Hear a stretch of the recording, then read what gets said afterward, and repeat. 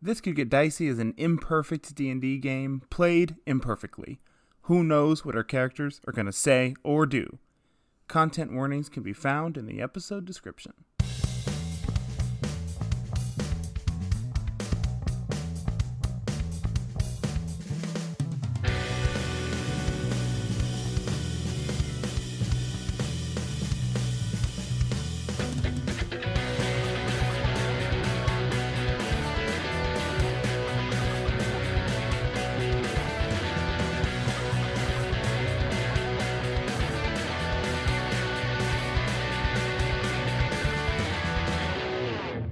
Hello, and welcome to This Could Get Dicey, a D&D podcast where a group of buds get to unwind from their 9-to-5s and step into the world of Drew Gala.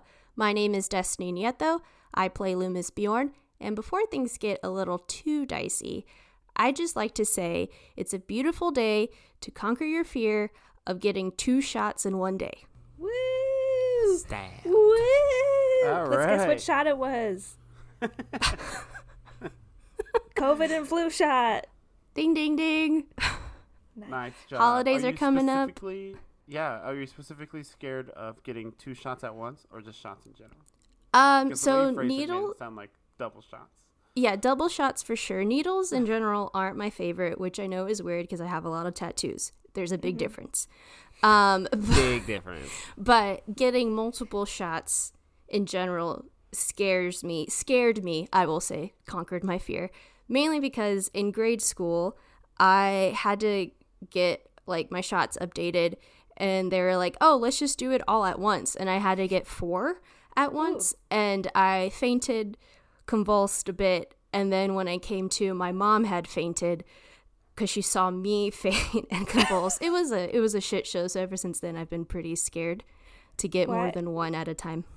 Was it just like a shock to the system of getting like that many like little, I don't know what to call them, but little, I guess so. I don't know. antibodies, girlies? Yeah. I just can't watch it. I can't watch it. You can do whatever you want to me. I don't give a fuck. I just But don't- just like I don't want to see it. the only time I've ever donated blood was in high school, and it was like fine, and I was chilling the whole time. But then like they put a cloth over like your arm, and the cloth fell off, and I could see the needle in my arm and like blood coming out, and I was just kind of like, bye. I have the universal donor type of blood, and like Special blood. where I used to live, I it was like needed. My plasma was needed, so I used to donate weekly. Like from the ages of like 16 to 20, I was donating weekly. Damn. So I used to have track marks in my arm because when you do plasma, sorry for the content warning. I'll put this in the content warning too with the time Needles. But they draw the blood out, and then they separate the plasma from the blood, and then they put the blood cells back in to your arm. So you're just sitting. It's like the needle gets like really cold, and it gets really hot, and like the blood's going out and in.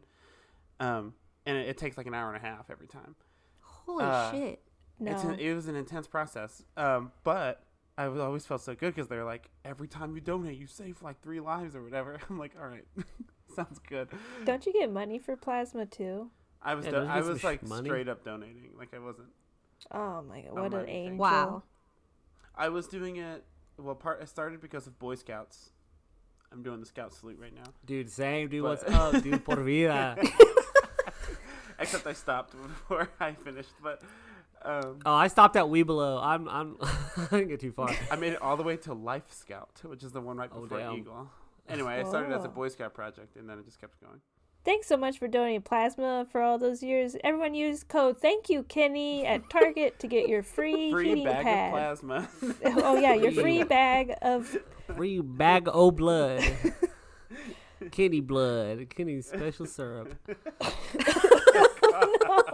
It's like my secret stuff. It's different. Just Kenny's blood. Hi, my name is Alex Ferreal. I play Ellis Vendove. And it's a beautiful day to get all green lights, baby. Oh my God! What a That's what a vibe. beautiful. what'd you say? It's all green lights. Like I got all green lights the whole way home. You know the feeling. I got home at 8 minutes, and I was just like, Oh my God. Wow. the day is mine. I can't remember the last time I drove anywhere in 8 minutes. Yeah, I know. Every time I'm like, everything is 15 minutes away. It was absolutely wonderful. And everybody on Mopac, it's like we're driving 80, and if you go any slower than that, like you are impeding traffic. I'm like, all right, I'm getting home. I'm going home. Okay, Dang. everybody be cool. I guess it's like post ACL, so everyone's like, get off the roads. Exactly. Yeah. Get the hell out of here. They're still tearing that shit down. Get out of here. Well, It's then November when this podcast comes out. and then they'll put up the tree, and then Oh, The I can't trail of wait. lights, yeah. more traffic. Yeah, I guess Oh, you guys it'll- could just go over to the tree like every night. Oh yeah, we're just gonna be fucking. Don't dox Alex. I live in Kyle, Texas. Hello, I'm Kenny Chilton, and I play Emil Mazak. And it is a beautiful day. I'm so sorry, Destiny and Alex. To start your first character in Baldur's Gate 3!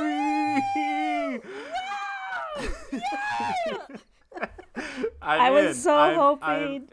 We were out for a week, and I'm back in. My real beautiful thing, though, is that my very amazing wife facilitated the donations of people towards my PlayStation 5. And now I have a PlayStation 5, and that's my real beautiful thing. And with your PlayStation 5, you're able to start a brand new character in Baldur's Gate 3. Woo! That's right. Yeah, fuck all that rah stuff. All I want to know is, brother. Yeah. What's up, brother? You fucking brother?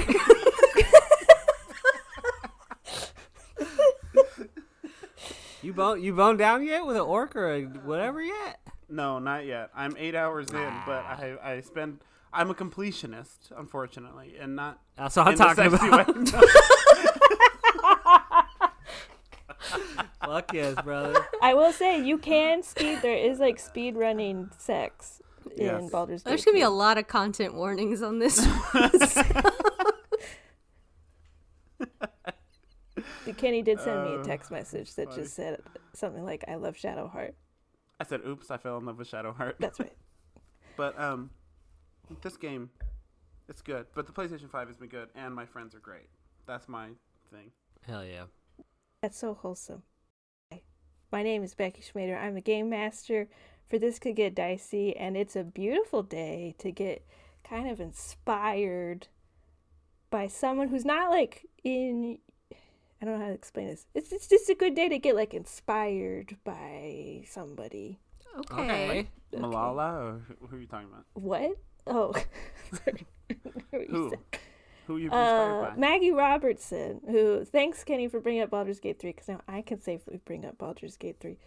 But Maggie Robertson plays Lady Dimitrescu in Resident Evil Village and plays Orin the Red in Baldur's Gate 3. And I watched like an interview with her, and it was just really inspiring to just see like she plays really evil people who are not good, and the way that she's able to just like be this really bubbly personality and turn it around and embrace this like really evil, like messed up person, it's just really inspiring. I don't know. And cool to... Sociopaths are typically very charming, so. Okay, True. cool. Well, now we can't tag Maggie Robertson because you call her... No, not her. I'm not saying she is. I'm saying she has all of the elements except for sociopath. Becky said the squirrel Foolie's gonna die today. Maybe so. No, but it was just, I mean, it's just cool to see like people like understand their characters so well. And so it's been really inspiring as like a DM to be like, oh, like let me really, really get to know these characters like inside and out, their childhood to their adulthood, their motives and everything. And I don't, you know, really understand them since I have to sit here and play a lot of characters. So What are we about to learn about Ballet? We're about to learn some shit I was about gonna Ballet say. right now. Becky was just sitting outside, just looking at a cloud, being like, "Ballet." What was he like as a kid? don't ask. Oh, no.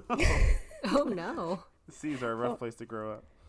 But yeah, I don't know. Does anyone else get like really like who's someone that like inspires you all?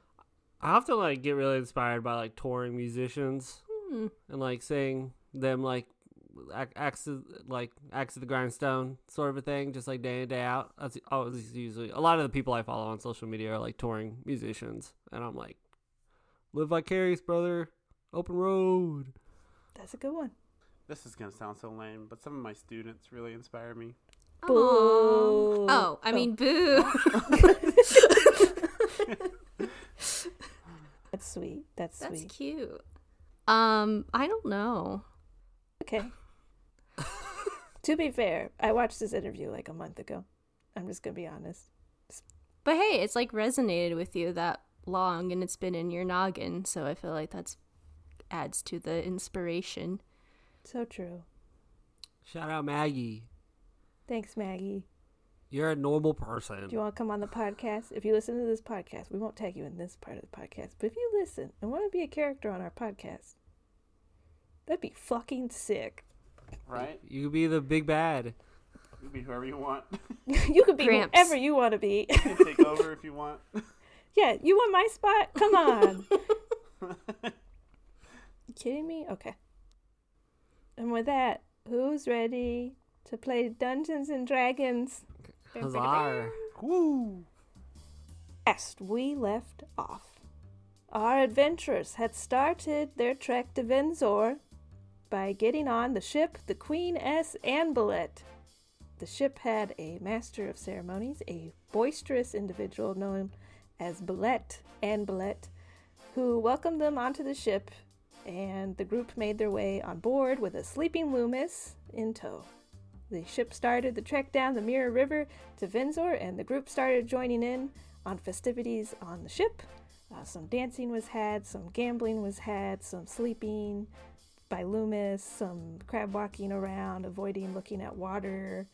But yeah, we find you all on the ship. It is now the evening of the first night aboard. Do you all do anything before heading to bed? Yes. I will. I know what Loomis is going to say, but I'll say anyway. Boys, before we go to bed, do you want to go take a last look at Mistfall? It might be, the last time we ever see it if we all die in Venzor. That sounds like a great idea. Just make sure that we're all holding on to the railing together. I wasn't even going to go near it because I don't think Loomis wants to do that. I'm fine here. Come on. What if there's a viewing deck or something? Then I'd be able to see the water, and I'd rather not see it. Fair enough. You want me to cast blindness on you so you can come stand next to us anyway? Yes. I'm sorry, is Ellis drunk? Like, what are you... Yeah. Yes. Yeah. He's had so many cocktails. In the previous episode, we were down in No, cocktails. I know you were, but you didn't preface that on this episode, so I was like, damn, is Alex drunk? Or is he And just a great it's like actor? it's like plastic bottle liquor. It's not like... Who's Alex? Who's that? Alex is gone. gone. Alex is gone. Alex Anyway, so sober right anyway. now. But Ellis... Actually, very much yes. Yeah. Ellis, Emil, Loomis. Let me cast blindness on you. It'll be fine. I'll hold your hand. How long We'll walk out there. How long does it last?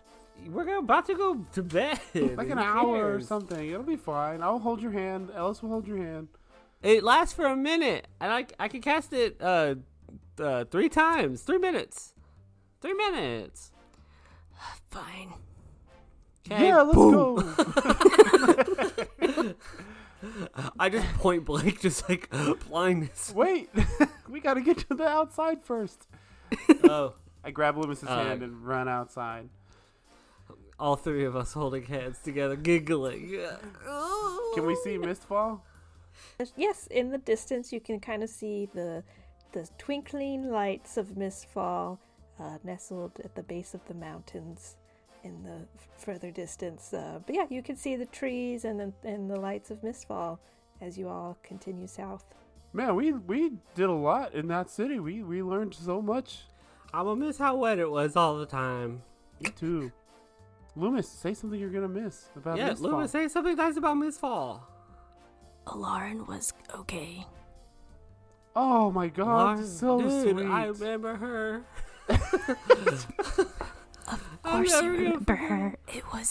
We left there a couple hours ago. She was I such will a miss her. such a good businesswoman, so fiscally responsible. And she's such a good mother to those robots. That's right. They're gonna go to college, go to Bard College like me. Let's go to bed. Bye. I just like leave Lewis. No, I don't. So are you still holding my? Are we all holding hands? Is one person holding my hand? I'm holding your hand. I'm holding your hand. We're all holding hands. Yeah. Okay, as either walking to the viewing deck or coming back, since I can't see, could my other senses be heightened? And can I hear anyone else around us, like just conversing, potentially talking about any of us? Just want to do a check of sorts. Sure. Go ahead and roll a perception check.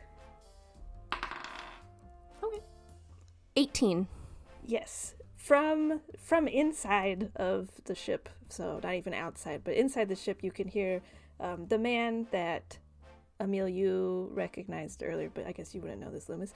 But you hear this loud man, kind of a distinguished voice, speaking out, talking about kind of some of the gossip in Venzor. And he goes, "Oh, I hear that Granic Valum and Kytheria Ernak are quite in love. I believe that their parents would be quite happy for the cities of Venzor and Theron Hill to be bonded in holy matrimony. Oh!" As Loomis hears this, I feel like he very much visibly winces and just like makes a disgusting face because the voice is very annoying to him, and he tries to turn to Emil in his general direction and asks, "Do you know of any big weddings coming up in Venzor? It seems like that's a gossip in town right now." Oh, do you have any more information? Names? I might know some high-profile people. The names I heard were Ernok and Valum. Becky, these names are Granic Valum and Kytheria Ernok. Do I recognize those names as a resident of Venzor? You do recognize the Ernok name especially. Kytheria Ernok is the daughter of Lysith Ernok, who is one of the representatives to the city of Venzor. Probably because of your business savviness and kind of like bumping shoulders with lots of people in like the trades district, you know that Granic Valum is a representative from the city of Theron Hill. Do I have a personal relationship with Lysa? You've probably I wouldn't say that she necessarily would know you right away if she saw you, but I think that it's safe to say you've been invited to balls at her place for business folk in the town and things like that. So you've probably met her before. I don't know if she would know who you are on the street, but you would know her on the street. I convey all this to Loomis. Do you think this has anything to do with the ball we're going to? No, probably not. The Hollow Moon Ball happens every year, but Kytheria's mom, Lysith, is a rep for the city, so she might have something. I mean, the ball is thrown by the reps of the city, so this could be, she's probably going to be there. They probably will be there. It's so cool to be in a company with these famous people, and love is in the air. Maybe this has something to do with who this benefactor is. I don't know, but it's cool to have the local gossip for Venzor again. I've been missing out. I love gossip. When it comes in, you just go, ooh, it's going to be so fun. You and me we have a both. little inside scoop. Yeah. But if there's a wedding approaching, if they're betrothed, that's going to be big news for Venzor, because it's a kind of a melding of the two cities of Theron Hall and Venzor. That's pretty big. And Elizabeth probably will want to know about that too. I'm guessing the Court of Outlaws is everywhere, so this is news for them as well. We're the Court of Outlaws, and we're on the move. That's true. We are the inner circle. We're just as powerful as Elizabeth, right? Probably more. Yeah. There's three Probably of us. not. Am I still blind? I think it's past now, so your heightened senses have dropped. I think as you all make your way back in, you do recognize that voice, as this guy is still like babbling on about like, oh, I love rubbing shoulders with high society in Windsor. You know, I own the Marguerite Trading Company. I am Elmond Marguerite, as you know. Elmond, huh? We hear that. All of us hear that. Yes, all of you all are hearing that now. So now, Emil, you recognize this to be Elmond Marguerite, who owns the Marguerite. I feel like as Trading we company. pass, I guess, the area that he's in, smoozing people, assumably, I lean over to the two of them and just like try to sneakily point, like, that's the annoying voice I heard. Yeah, I know him. I'm gonna try and like make myself seen. Does he see and or recognize me? Go ahead and roll a charisma check, just like a general charisma check to see if your charismatic presence can be felt. I'll give you bardic inspiration. Okay, what do you do? I like pat you on the back as I kind of like push you forward, and I go, "You're so funny and charming and handsome, Emil." That's perfect because I rolled a 1 on the inspiration die. 17 total. 17 total. Okay. I think as you are kind of like scooching a little bit past and you see that Elman is sort of grabbing whoever to talk to and like will listen to this man who's like pretty annoying from what you can tell. And from what you know from the town, like this is kind of like he didn't make his trading company famous, his family did, and he kind of just like rides on the coattails and uses up the family's money a little bit. Nepo baby. He's a Nepo baby for sure. And so I think he sees you come by. Oh, Emil, come here. Oh, have a drink with me. Elmond, I'd be honored to. How do I say his last name? Marguerite? Marguerite, yeah. How is the Marguerite Trading Company these days? These are my associates, by the way. Alice Vendove of Honeyguard and Loomis Bjorn of...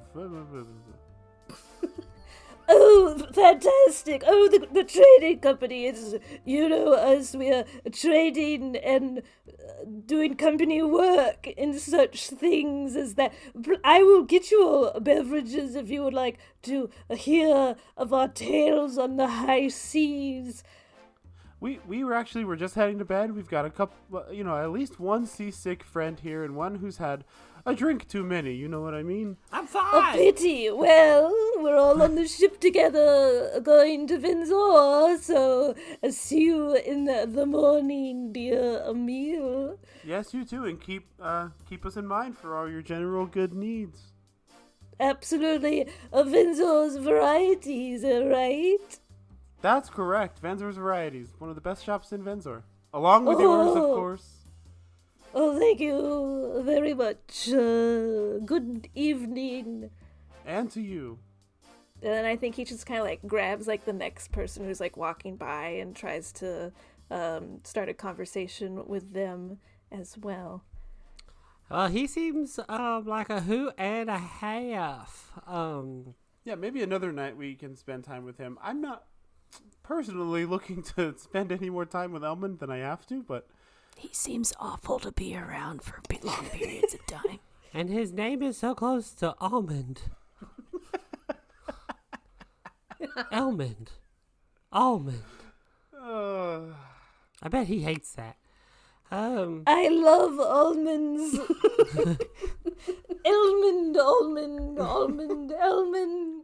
Elmond Marguerite, trader of almonds.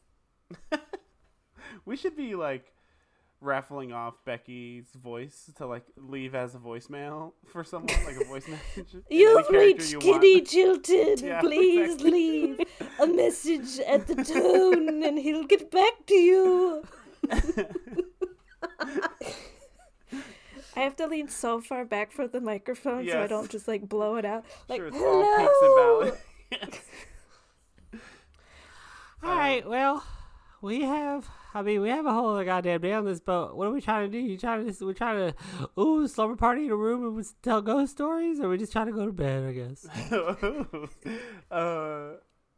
Loomis, you have ghost stories? I mean, I have, I guess, a couple scary stories I could tell. If that's what we're going to spend our evening on. I was going to go to bed, but this is better. I guess before we head to our rooms or our sleepover room, is there any other activities, night activities that go on this cruise ship? I think as the evening is sort of like dwindling down, it's mostly just the gaming tables. I think on this like first night, as everyone's like, get familiar with each other, have drinks, chat, dance a little bit, but there's no like shows or anything tonight. Tomorrow the boat will be rocking. Right. Maybe tomorrow it's like, okay, we're all a little hungover. We got to take a little hair of the dog and just keep it going. So you all head up to one of your bedrooms. You have 3 rooms. Do you all just go to one room to have a slumber party? Yeah, let's go to Loomis's. We already covered the windows and stuff, I'm assuming. Yeah, Loomis just automatically starts heading to his room, thinking that, like, y'all are too drunk to really comprehend what is actually happening. We light a single candle. I sit on the floor, crisscross applesauce. Okay. In a former occupation that I had, I used to take care of kids. It was in a mill. What's that face for? I just cannot imagine you with children.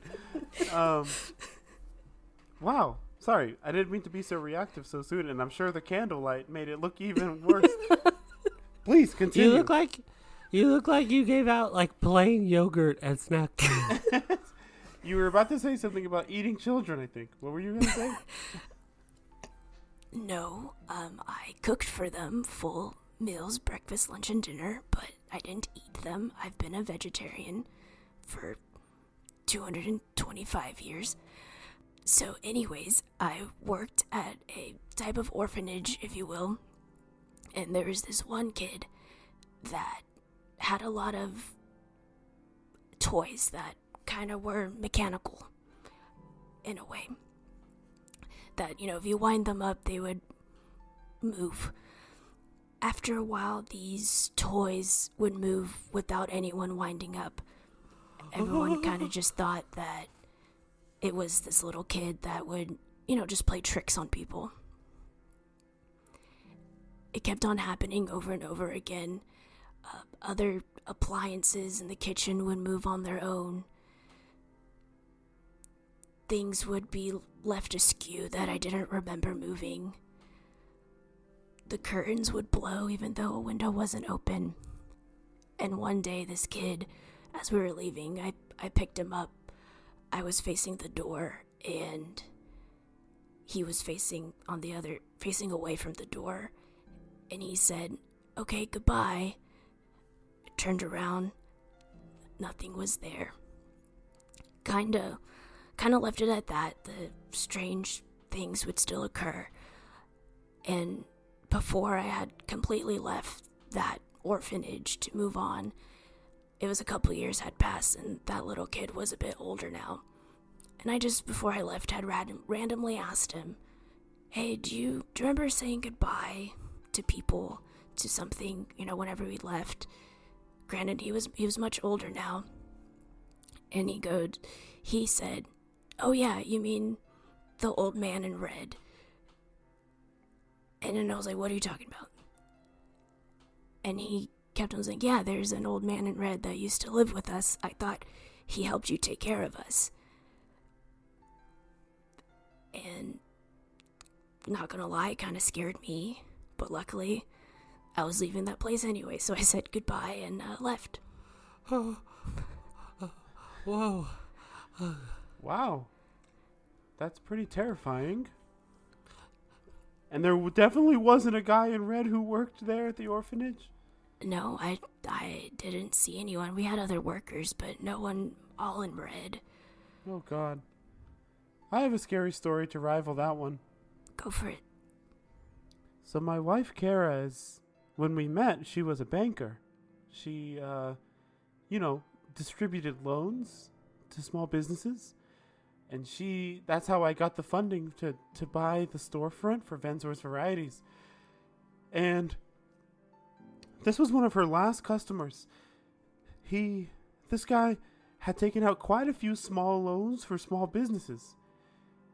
And so it came time to collect on several of the debts, and so she went to his house, and he had left. He had defaulted on his loans and just left the city. Now I know what you're thinking. Of course, he had a co-signer, so no worries. He had someone there to sign, in case he defaulted. And so she went to the co-signer's house, and it was a fake address. It wasn't even a real person. Is that it? That's the end of the story. Isn't that awful? Whoa, Terrifying. that's so... Oh, wow. Can you Both imagine of those stories side by side? the number of people who were just defaulting on loans with fake co-signers? Yeah, so scary. Ellis, roll a deception check.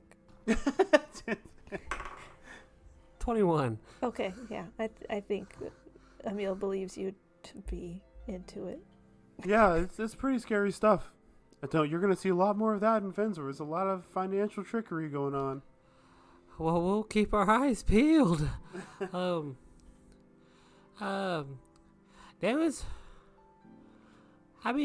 I spent a lot of time sleeping in the woods after I got kicked out, but that was in the early years. I saw a couple creepy stuff, but I probably just blacked it out in my memory, you know what I'm saying? Smart. Yeah. I'm gonna go to bed now. Good luck sleeping with those scary stories in mind, right? Yeah. I'm assuming our rooms are adjacent. Are they next to each other? Yeah, they're adjacent. So if you want to go back to your room to sleep, you can. I assume both of y'all just pass out in my room. No, I think Ellis definitely gets up and goes back to his room, and he falls asleep,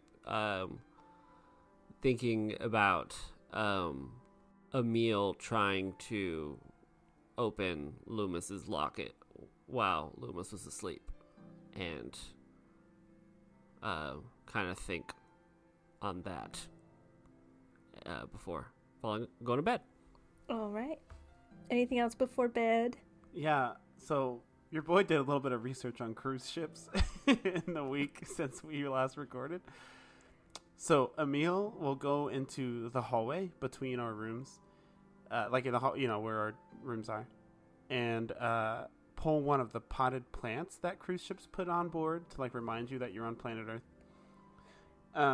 I'll pull one of the potted plants into Loomis's room and say, "It's not 10 feet of land, but in case you need to do your little ritual, here's a little plant for you."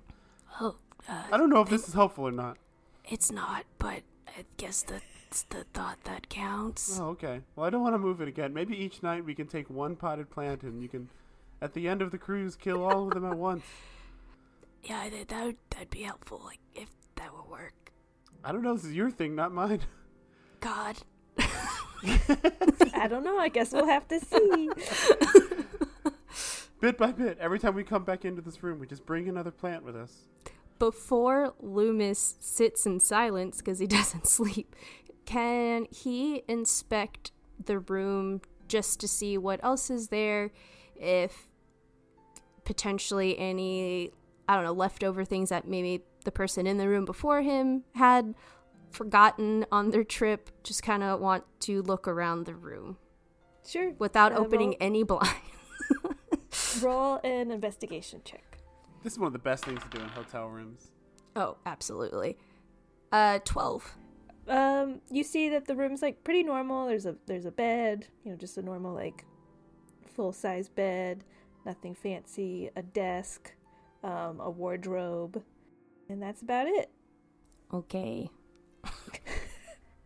I mean, there's a ghost in the wardrobe from the previous... No. It's the red man. The man in red.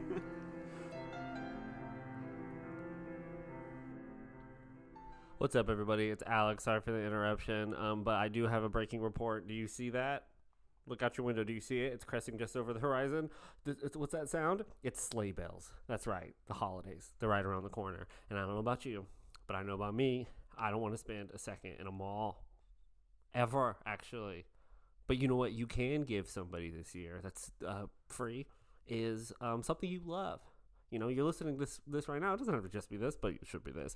But, you know, you love something, be like, hey, I thought of you. You might like this. Check it out. And then you can share in it together with somebody you love, you know? It's great. That's what the holidays are all about, right? Sharing podcasts, this one. Thanks for listening.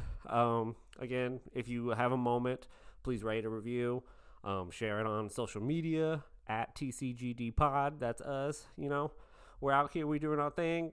You know, I hope you love it. Hope you're having a great time. Hope you're feeling great. Let's get back to the episode. I'll go to sleep for the night, and that night, Ellis, I think your mind sort of like wandering about, kind of leaving it open for... You weren't protecting your mind, let's just say that. You kind of wake up in your dreams in a forest with your good bud, Nanoxus, sitting on a tree looking at you. Ellis, good evening. Good evening, Nanoxus. I can't tell if I'm still kind of drunk in this dream or not. It's up to you. Then I am the strongest man alive. Of course you are, Ellis. Yes, of sure, Ellis. Yes. Listen, you're on your way to Windsor, yes? Mm-hmm. I heard you're going to a Halloween celebration. I love Halloween, yes. When the creepy crawlies come out to play, yes. Seems up your alley. It's people like me, yes. Do you know if there will be fun at this ball, Alice? I imagine, there's probably going to be an open bar and lots of little finger foods, which I always really enjoy. And probably some schmoozing of stuff. Is that fun to you? I think we could have more fun than that, yes, Alice? Don't you think? Probably. Oh, help the creepy crawlies come out to play. They want to have fun, yes. What were you thinking? Oh, some of my friends, Alice, they want to go too, yes. What hate for you to be alone without fellow friends of Nanoxus. What kind of friends are we talking about here? Friends who have suffered. They were tormented, yes. Tormented souls, one might say, yes. Not by me, not by me. Okay. You're doing the vague thing again. Of course, Alice, yes. Shoot straight. What do you want? I want my friends to go to the ball, yes. They would like to pay back those who tormented them, yes. And I believe those hands of torment will be at the party, yes. Would you help us? Were these bad people? No. No, as in like the not your friend, like not your friends, but the people that are at the party. Sure, yes. So what, you just want me to sneak some people into the party? We can get in the nitty gritty a little later, yes. I just want to get a yes or no from you, Alice. Before we go, it's hardlined into yes or no. So we're going to this party because we're trying to figure out, kind of like how you mentioned, how there's like some mean thing trying to come and take a shit on the world or whatever. We're actually going to try to figure out who some big powerful person is that I have a hunch could potentially be connected to that. Are your friends being at the party gonna get in the way of that? I don't think so, Alice. They just want to have fun of their own.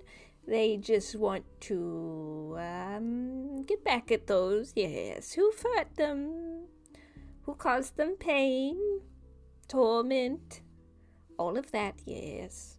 Are you going to tell me what I need to do, or? Oh, not yet, Just- Alice. Like I said, I just want a yes or no. Sure.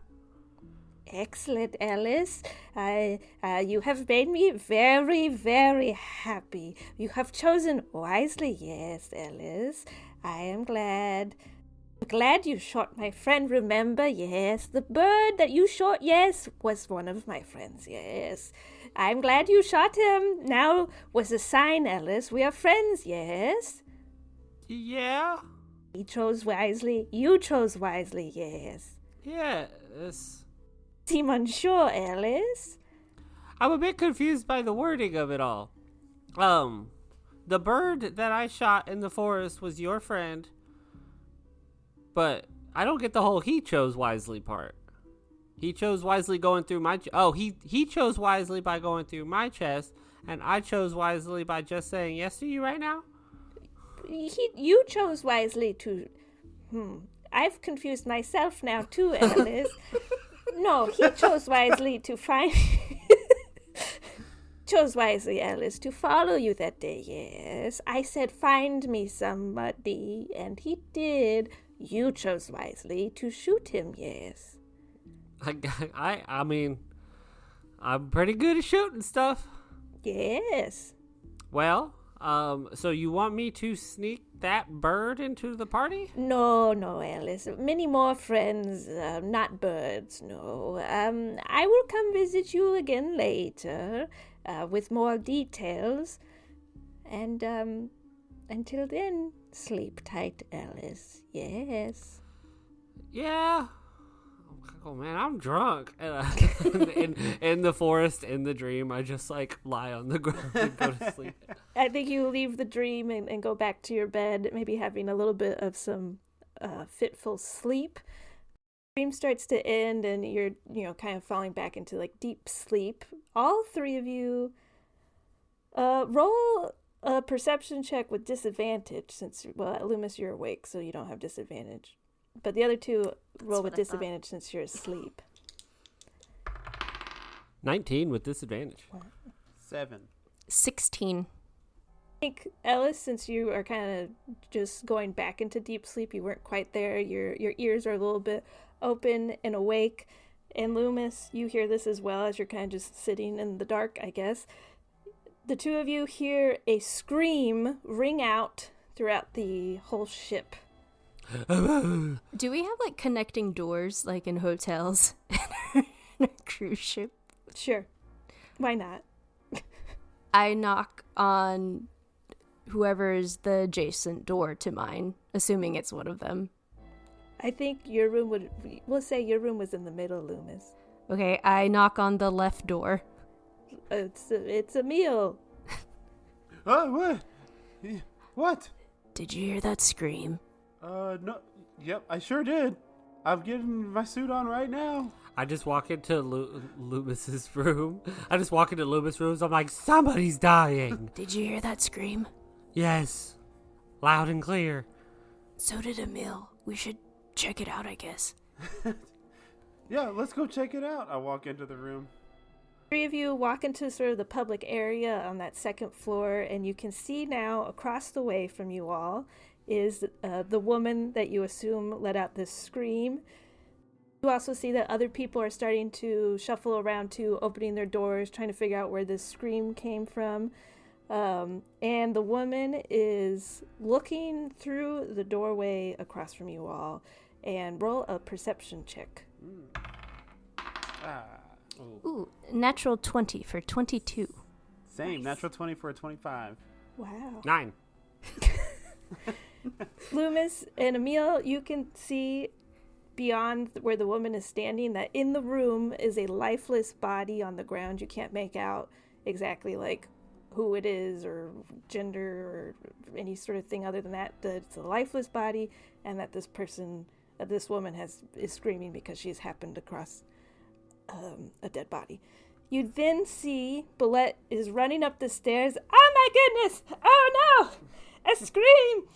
And he runs to the door to console the woman, bringing her into the hallway and closing the door. Everyone, this will be alarming. but there has seemingly been a murder. I ask that everyone please return to their rooms immediately. We will be getting to the bottom of this. Please be cooperative, calm, and don't murder anyone. Bullet, I'll say it because we're right next to him. Like, he's like right by the door. You guys are across the. He's kind of like dashed by you all. You all are on like one side of the ship. This is like across the way. Bullet's words do nothing to calm the unease in the air. No surprise, since he yelled that there's a murder. Some people begin yelling and running around. The revelers below in their drunken stupor, who kind of were going till like 4 o'clock in the morning, begin to grab their belongings and leave the gaming tables. There's a bit of a ruckus, and you see that Bullet is guiding the woman to sit in a nearby chair. It's a dwarven woman with tan skin, auburn hair, freckles across her face, her tears streaking down her cheeks. I look at these two and say, the best thing to do in this situation, like, we need to get to Vanzor, and nothing's going to fuck that up. Best thing to do right now is act like we're in a position of authority and tell people to get the fuck out of here. Like, get out of the way. We need to walk down this hallway and act like we work here. I'm good at lying to motherfuckers. Go. I'll follow you. I kind of slap myself in the face a couple times to like wake myself up a bit more. Loomis also slaps him in the face to wake him up. Don't touch me!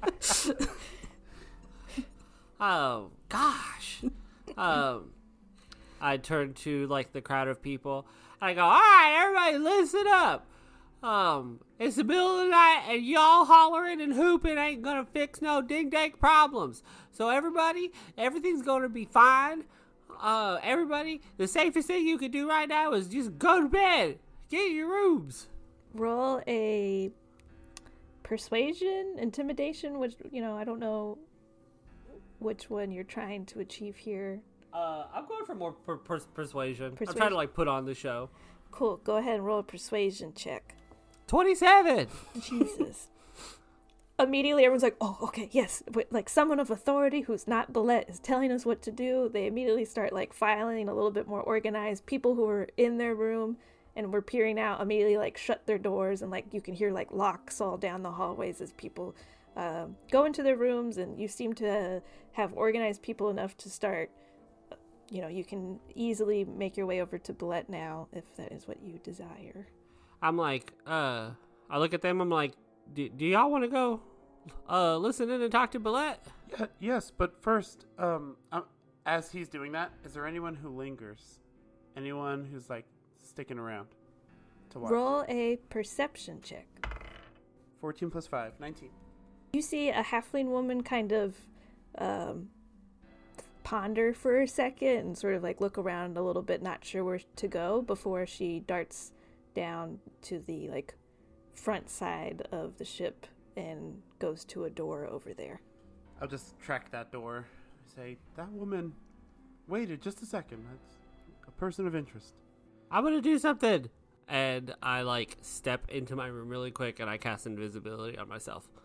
And I would like to go to the room with the body in it. Okay.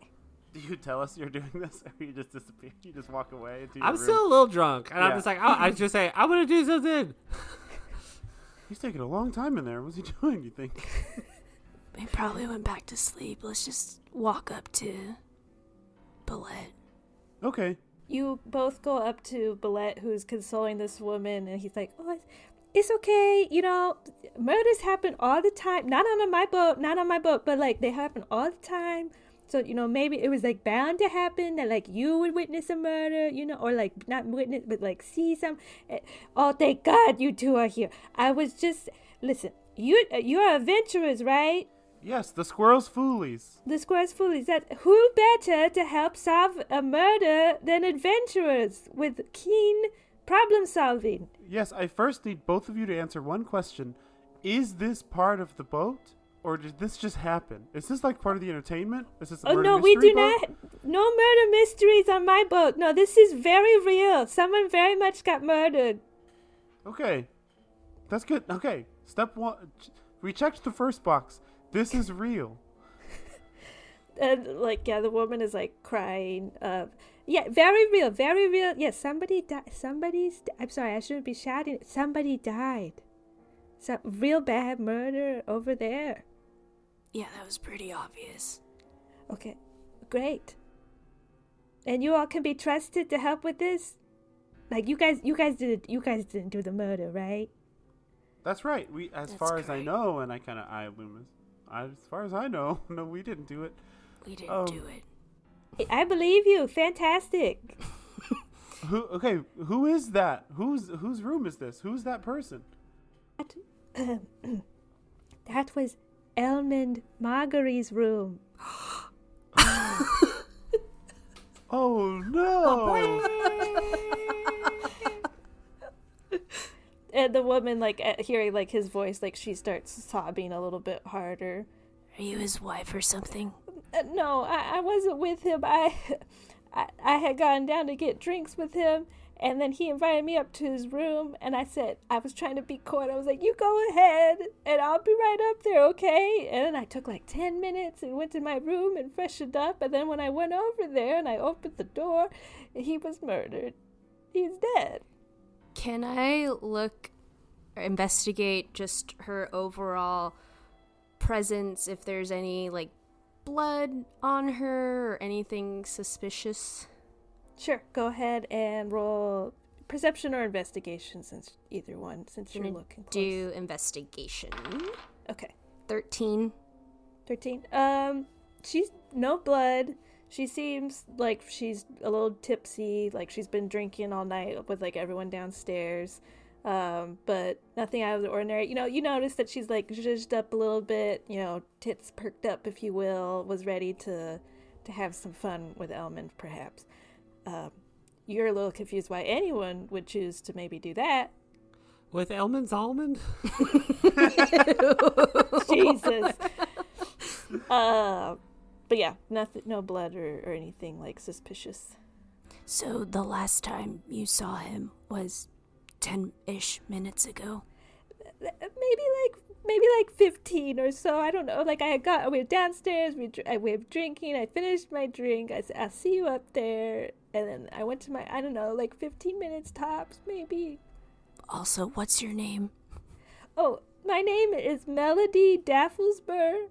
Melody, how long were you with Elmond tonight? I'm a friend of his from Venzor. Oh, I saw. I was next to you downstairs. You maybe didn't recognize me too, but I mean, I was like in the area when you were down there. We were all like drinking and having fun. I was hanging out with them pretty much all night, but was trying to play it cool, I didn't want to think I was desperate. Yeah, of course. Are you from Venzor? Do you know Elmond? I'm not. I'm from Mistfall, but he okay. seemed like a fun man. Well, were you with him for a long time tonight? Pretty much all night. Yeah. Was there anyone who came across his table and didn't seem happy with him or spent a significant amount of time there? Not that I mean, he could rub people the wrong ways. The vibe I was getting from him, I don't know him too well, but his voice is like a little irritating, but nobody seemed to, have a big issue with him. She being forthcoming? Roll an insight check. Hey, not great. 9. She seems distraught, like Yeah. seeing a dead body, but can't Okay. tell one way or another. I look at Limus. Anything else for Melody before we get her a nice cup of tea and then, safely tucked away somewhere? No further questions, but we might come back to you. Yeah, Melody, I'm actually going to set you up in my room for now because, if someone was after Elmond, they might be looking for you specifically now and might go to your room.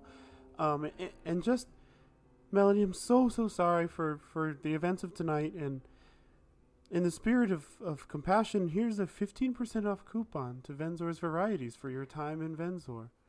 Thank you. So that's very kind of you all. Thank you so much. And Anbalet, I think, like guides her over to your room, gets her a cup of tea, and we'll cut to Ellis, who is invisible and headed to Elmond's room. Yeah, I turn invisible and I step out of my room. And I get really, low to the ground. Even though the hallways are probably pretty empty just because everybody's gone back to their room. But I still, kind of slide spy style along the wall until I make it to Elman's room. And I want to like poke my head in and look around first. Okay, roll a stealth check with advantage since you're invisible. 19.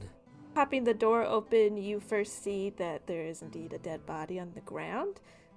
Blood pooling beneath the body. You can see that it is Elman Marguerite, after all.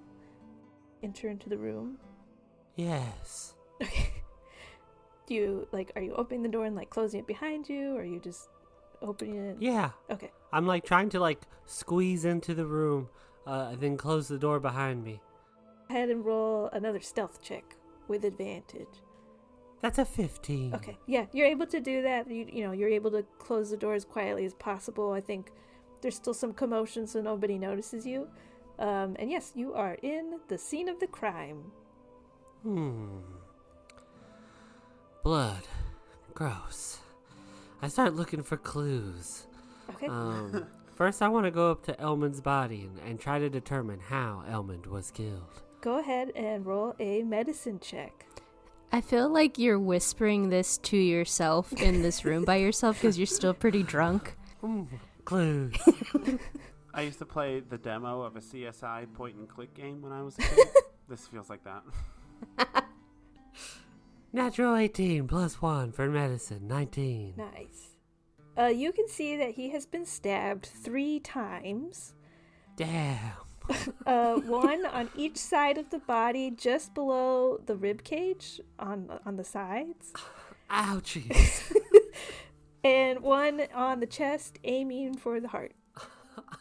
In my invisible self, I'm just like, damn. That's brutal. Based on your medicine check, you can tell from like the entrance of like where like the wounds are and like where like the flesh tears and the fabric tears on his clothes, that this was done from behind. So someone came up behind him, like 1, 2 got him in the sides, 3 got him in the chest. Ooh, does it look from the way the body is laying? Did he like? Does it look like somebody followed him into his room and stabbed him, or was somebody like waiting in his room and they got him? Roll an investigation check. Okay. Luck point. That was a natural 1. That's a 12 plus 4, 16. 16. Okay. You infer that the person was in the room already. You can see that there is there's a wardrobe in his room, much like y'all's rooms, and that there's a window across the way, like to the outside. And you can tell that the window would be large enough for like a humanoid to fit through. You also see a handprint on the window, and that the window is unlocked. A clue! Is the handprint big or small? Go ahead and roll another roll another medicine check as you're looking at it. I'm rolling really great right now. That was another natural 18 plus 1, 19. Is thin with long fingers, not abnormal in size. You infer someone of elven descent of some sort. And the lady that Emil saw go into a room was a dwarven woman? Halfling. A halfling woman? I put my hand up to the hand. I'm like, elf, halflings, fantasy worlds. Also, with your investigation, you can see that there is a lump inside of Elman's like coat pocket. Oh, I'm going for it. Okay.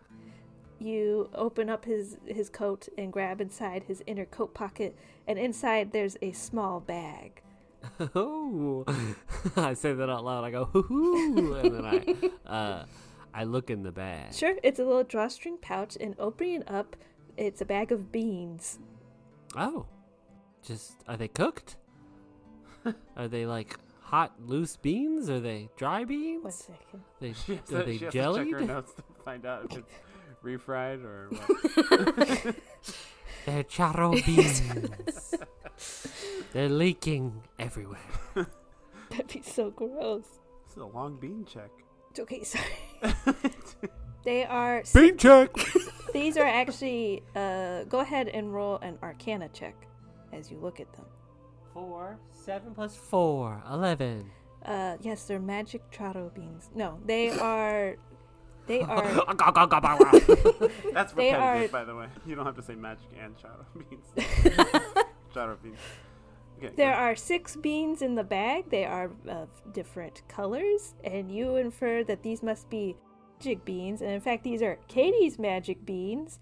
Shout out to our recent giveaway winner and listener, Katie, for the very thorough magic bean specifics. She even created a full spreadsheet with different properties for these beans. Bean check. Thank you, Katie. All right, for the Katie, beans. welcome to the podcast. I look at them and I put them all into my mouth. I'm kidding, I don't do that. I don't know. And just like that, Um, they were gone. Do I know what to do with said beans? Like, are they dried beans, or I guess are they dried or cooked? Can I eat these things or not? Can I eat these Dried motherfuckers? beans, you can infer Ah. that they're like lima bean size. These are not eating beans. These are planting beans. I toss them out the window into the ocean. I'm kidding, I don't do that.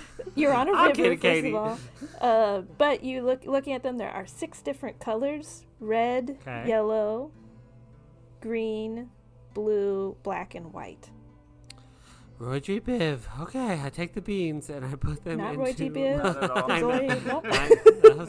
That was the joke, everybody. And I put the beans into like a pocket, and I'm like, I doubt these have anything to do with the murder.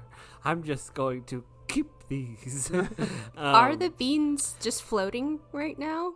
No, they're in a pouch. They're in a little... No, I mean, but Ellis is invisible. Do the beans become invisible in his pocket? Oh. I think once he holds them, they become invisible. Okay. Yeah. Or Yeah, like, if I put it like in my on my person, that'd be it, like so funny. Just a floating pouch of beans. cool. Elven hand, 3 stabs, lots of blood. Halfling woman. Based off of my previous checks, do I pick up anything else in the room, or have I kind of gathered what I feel is all the gist of it? I think you gathered the gist of it. You kind of look around the wardrobe. You notice that there's like some dirt, so this person was like hiding in the wardrobe, then probably snuck out through the window, that kind of thing. But that is all you get from the room. Mask of many faces turn into Elmond. Step out of the room. I'm kidding. I don't do that. I creep open the door and I sneak back into the hallway, back into my room, and I drop invisibility. And then you just walk out of the room. I go back in. I like leave that room, go back into my room. Okay. Drop invisibility, step out of my room as Elmond. I'm kidding. I don't do that. Okay. Step out of your room as Ellis, just as they're kind of putting Melody in Emil's room, and you all meet back up in the lobby area. Balette is going to be staying with Melody to keep her safe, although you infer that he's not a fighter. Or a lover. He's not a fighter or a Not a lover. fighter or lover, neither He's one. just kind of there. Just an MC. Yeah. I see you trying to throw us off his scent, Becky. I'm on to you. Suddenly you hear another scream and Melody dies. Guys, I just did something really cool. What? I detectived. Here, meet me back in my room. Okay, but just be aware that Melody's 2 doors down, so let's whisper. Yes, I'm whispering. Oh. I go back into the room and I basically tell them everything I found. And so, Elven, hand, on window, 3 stabs. And I'm like kind of grimacing. I'm like, 2 in the ribs, 1 in the chest. Could you tell how deep the stabs were? Could I tell how deep the stabs were? They're pretty deep. Probably done by like a long dagger. They were deep as a pretty average stab wound. Didn't go like all the way through the body, I wouldn't say though. Yeah, like a dagger or something, probably. Is that what it looks like when we stab people? Because that's terrible. I don't spend a lot of time looking after I stab someone, but I don't Yeah, either. It's really bad, like really bad. I think our I'm kind of rethinking everything right now. our best bet would be to ask Balette to tell us all the elves that are on board that he knows of. We can. Whoa. You said That's a elven little hand. profile. A little profiling. Gather up all the elves on the boat. Well, it's one of our 2 main clues. Motherfucker, I'm half elf. Where were you 15 minutes ago? Well, I did have an idea. It's pretty risky, and you could tell me no. Go on. You're not saying. I was like, you're not saying anything. We could go up to that I feel like that halfling woman has some answers. We can knock on the door, and if she answers, I charm her. Yeah, we don't have to charm her right away. We can try and see if she's just willing to share why she hung out for a second. Blindness. Sure. We can just do it under the guise of interviewing everyone who was around. Do you think this is a sort of a thing where Becky, I'm assuming we didn't get a long rest. Correct. Okay. I'm like, I feel like we're pulling an all-nighter, team. That's fine Yeah. with me. Works for me. You said that the murderer potentially left through the window. Through the window. Don't look, Loomis. Do you think we should head in that general vicinity just to see if we can find any more clues of where they headed next? That is the exact type of detective work that I'm looking for. You keep that up, Loomis, and you're getting a promotion. We've got the sending stones. We can split up if we need to, so that we can pursue both of these things. List of suspects so far. The 3 Everyone of us. on the boat except for us The 3. Well, It's fun to do the detective thing. The 3 of us. Bullet. What was that lady's name? Melody. Melody. Melody. But it's not her. No, I'm it not wasn't ruling her out though. What race is Melody? I She's forgot. dwarven. She's Dwarven. dwarven. Okay, not her. All right, so Loomis, do you feel comfortable going out to that area of the boat? Yeah, I'll try to distract myself. Knowing that we're going to be staying up later, I don't want to cast blindness on you anymore.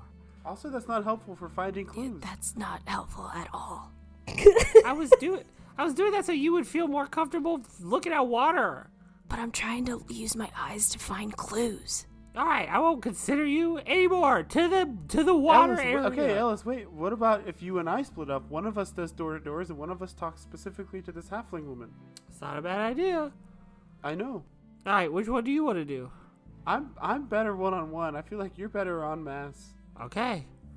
Spiritu Sante. Ellis, are you good? Sorry. Loomis, are you good? Are you good, Ellis? I'm sleepy. Yeah, Loomis, are you good going to the water by yourself? I'm not gonna go in the water, but yeah, I'm fine going through the window. All right, bring a towel. Let's go. And you don't eat anything? Hey, everyone. At the end of this night, we're all gonna have a new scary story to tell, maybe. Ooh. Okay, go. Okay, so Loomis is going outside. Loomis is just gonna go into Elman's room, just walk in, skirt around any clues, evidence, and I want to go through the window as if I were the person that just left the scene of the crime. Understand. Okay, and then Ellis and Emil, you are doing what exactly? I think I'm going to just start going door to door and just start gathering basic information. I'm going to the halfling person's room. We will start with Loomis. Loomis, you go to Elman's room. You make your way around clues, the dead body, the blood, all of it. You make your way to the window. You pop it open, no problem. Crawl out of it. And you are now on like the outside deck of the boat. You can see water. Okay, I try my hardest not to think about it. And go ahead and roll an investigation check. 16. You see that there's multiple windows that look out to the deck. You're kind of on like the back right quadrant, if you will, I guess, of the ship, I believe. There's a third floor deck that doesn't wrap around the third floor, but it's on top of the ship, so it's like the top deck. So you can see all of that. You kind of start following, around the deck looking for more clues. You can see that Most people are now, like, you're kind of, like, peering through windows to sort of just see, like, what's going on, if anything's suspicious. And most people are, like, you know, wrapped up in their, like, blankets, a little scared, kind of just, like, staring at doors. Some people are kind of, like, pacing. There's overall, like, most rooms are filled with panic or people with their lights off, kind of just, like, unease. But there are two windows that when you, like, peer through them, the rooms stand out as, like, suspicious. Like, people are kind of acting weird in these rooms given the current circumstances. First room that you see, there is a large, bulky human man hovering by the doorway. There's another man sitting on a rather large, lavish bed. His hair is greasy and slicked back with a styled, kind of twirled mustache. The man by the door is just like big, large, bulky, bald-headed man. And you also see a halfling woman is near the foot of the bed speaking to the man on the bed. The second room, there is a short human man inside of it, and they seem like very, very calm given the circumstances, and they are simply writing at their desk in a journal. In either room, can I read lips and see well enough to see what's on his journal?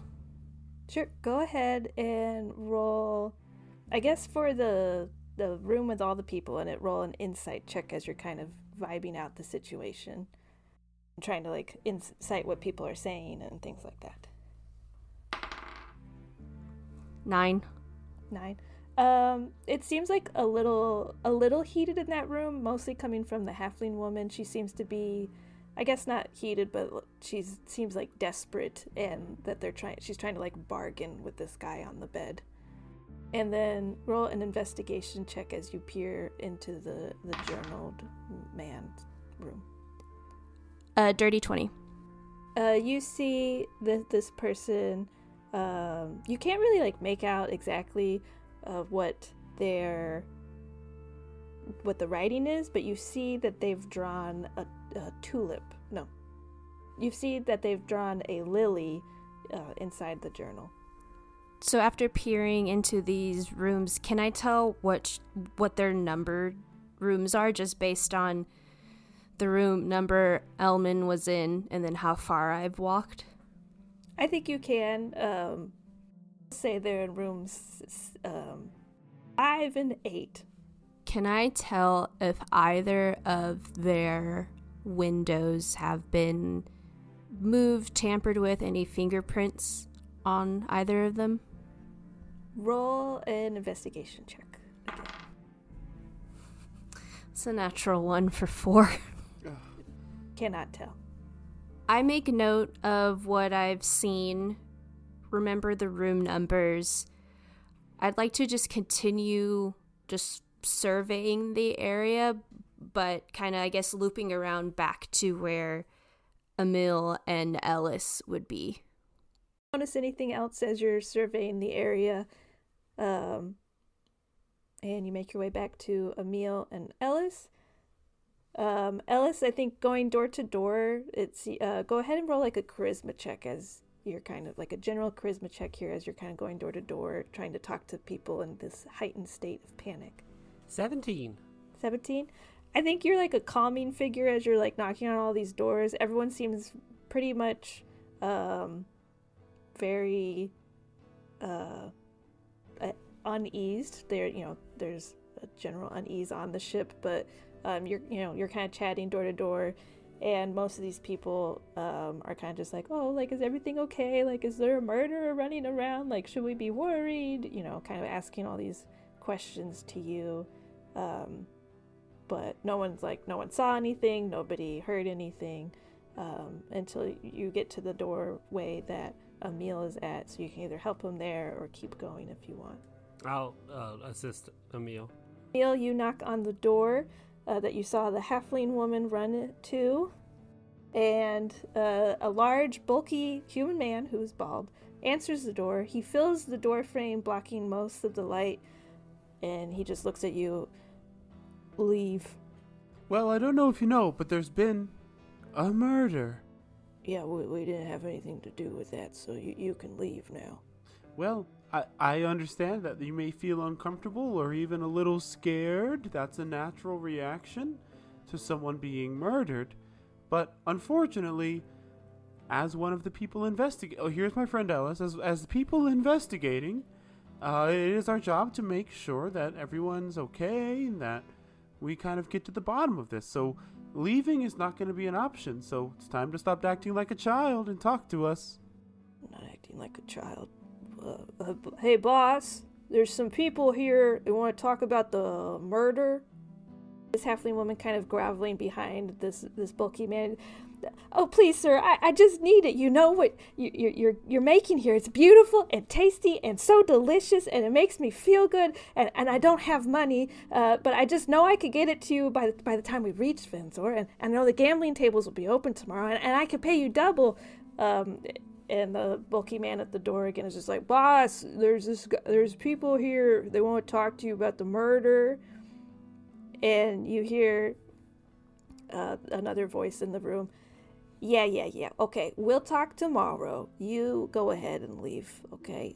We'll get you your stuff, okay? As long as you can pay, we'll get you your stuff. Cinnamon, Bud, it's okay. My name is Bud. Come on in. And he welcomes you, Emil and Ellis, inside. As the halfling woman kind of like grabs her. Like her jacket and her bag, and thank you, sir. I'll see you tomorrow. And she rushes out of the room. Can I track where she goes?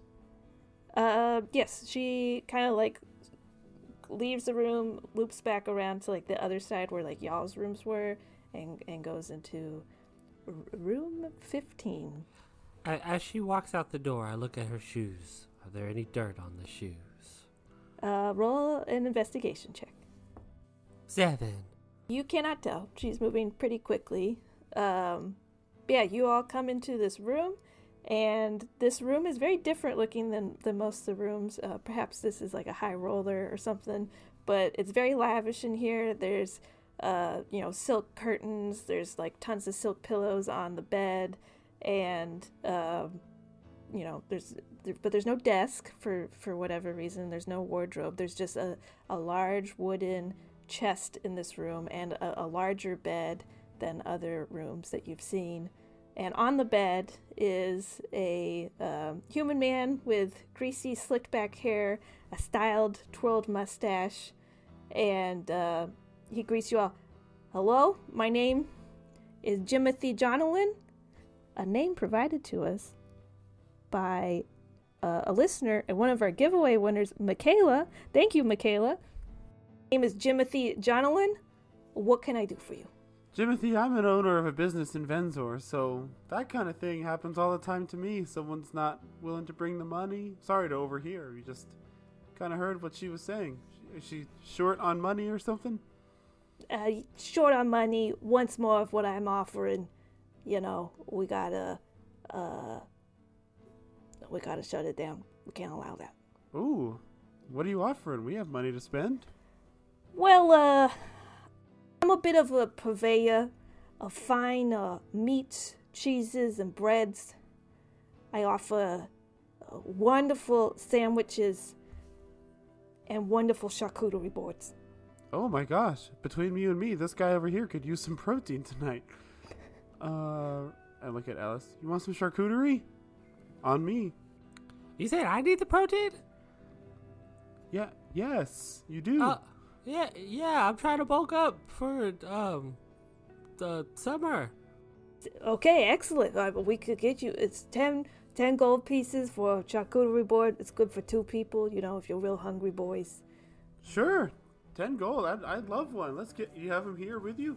Oh yeah, they're in that trunk. He snaps his fingers, and Bud, the bodyguard, walks over and pulls out a beautiful charcuterie board covered with nuts, jams, cheeses, crackers, ham, different hams and cured meats, and hands it to you all.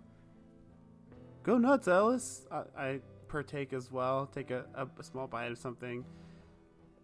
Is it good?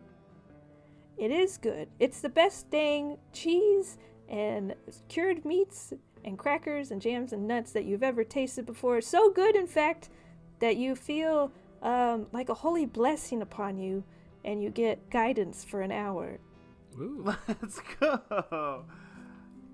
Jimothy, this is taking me over the moon right now. This is incredible stuff. That's what I do. Jimothy's fine goods, breads, meats, cheeses. Hey, if you need somewhere to sell your stuff, Venzo's Varieties, we've got open stalls, you know. You can sell your stuff there. Absolutely. I've heard of Venzo's Varieties. I have a shop of my own, but not near your shop, so it would be nice to have kind of like a satellite location, perhaps, at Venzo's Varieties. Listen, I'm going to need this charcuterie board tonight because we've got a long investigation ahead of us. Surely you heard about the misfortune down the hall. Of course, I heard. Unfortunate to lose a fellow businessman in Elmond. Dodathal rest his soul. Yeah, it's kind of scary, right? As a fellow Venzor business owner, you must be wondering, why Elmond? Why here? Well, his voice is annoying. Yeah, but I'm sure that's not the reason he was. Neither of us has annoying voices, thank goodness. I mean, who are the players on board? Do you know anything about what's going on? I don't know. I mean, I know Elman he's a gossip. He talks a lot. He's kind of loud. I keep to myself. I get on the ship. I open my little shop here inside the ship. People want my goods. Ballet gets a little cut, you know. He's pretty cool. And then we get to Venzo. We close up shop. We go back to our main location. We do it every once in a while, just as like a fun little excursion. It's a weird setup. Yeah, does Elman do something similar? Does he sell on board? Oh no, he's a nepo baby. He just be drinking and eating and barking out rumors and gossip, you know. My name is Ellis, and my friends call me Bad Cop. Let's cut the cheese. As I take a bite of the cheese, I'm like, you're a mover and shaker on this boat. You be greasing hands this whole time. There's been a murder most foul, and we need to get to the bottom of it. I need to know right here, right now. Have you seen any suspicious elves on the boat? I cannot say that I've seen any suspicious people of elfin descent, no. I look at his shoes. I raise my Spotless. eyebrows up and down like this, like, is he telling the truth? Inside check, and his shoes are Great. spotless. 21. He seems to be telling the truth. He's just cheese and meat salesman. He's a deli man. The work of selling charcuterie on a boat, a river cruise, requires a bodyguard? People want my stuff. I mean, you gotta, and then people want the stuff so bad that they're willing to like go in debt for it. It's good stuff. No, I mean, I get it. I would go in debt for this. So I gotta have a bodyguard, kind of also as like intimidation, you know? Like, you don't pay me for your meat and cheeses, Bud'll take care of you. Bud, did you notice anything out in the hall since you're standing guard, so attentive, so, you know, watchful? No, I did not. Okay, that could have been your boss that was killed. Just saying. I would have seen if my boss had been killed, but I would have protected him. He wouldn't have been killed. All right, Emil. It doesn't seem like these stoolies are wanting to talk much, but you're on our list, and we'll keep an eye on you. Is there anything up with the room itself? Why doesn't it have some of the furniture that other rooms have? Is it just because they're storing meat and cheese and stuff? What's going on? Yeah, I think you can infer that this is just like it's a high roller suite that's been modified to accommodate a deli in here. Oh, I see. Okay. Okay. That makes sense. Or like a deli, sort of a medieval deli setup, whatever that would look like. I guess like a big ice box. And like a cutting lots of board. Salt.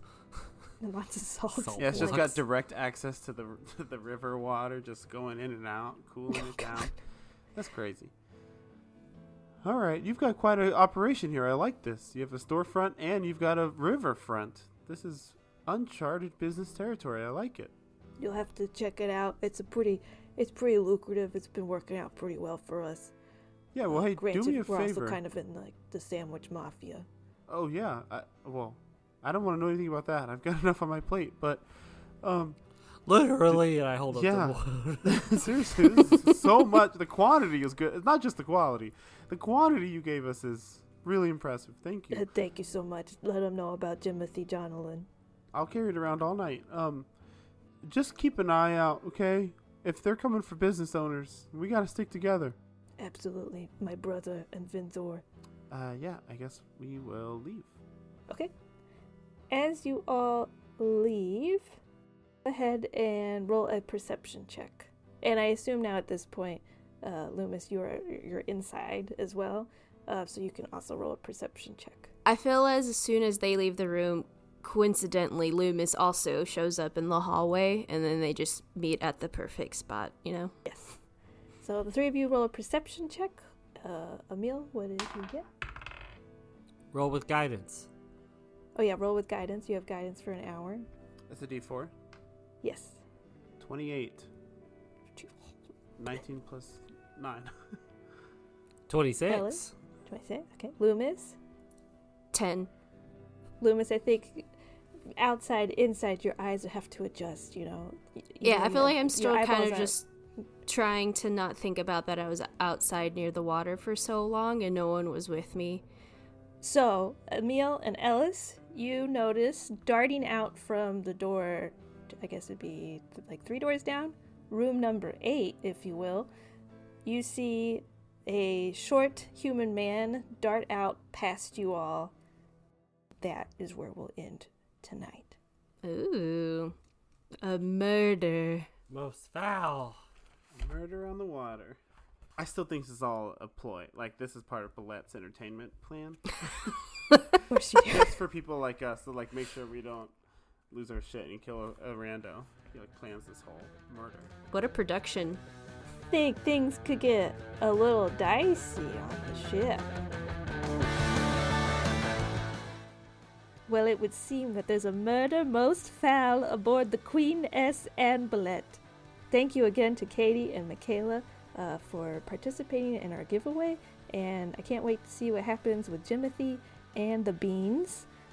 You can find us on Instagram and TikTok at TCGDpod. Leave a rating or review wherever you find your podcast. It helps if you share it with your friends too. I hope you enjoyed this, and you can listen to our next episode on December 6th, which is a Wednesday.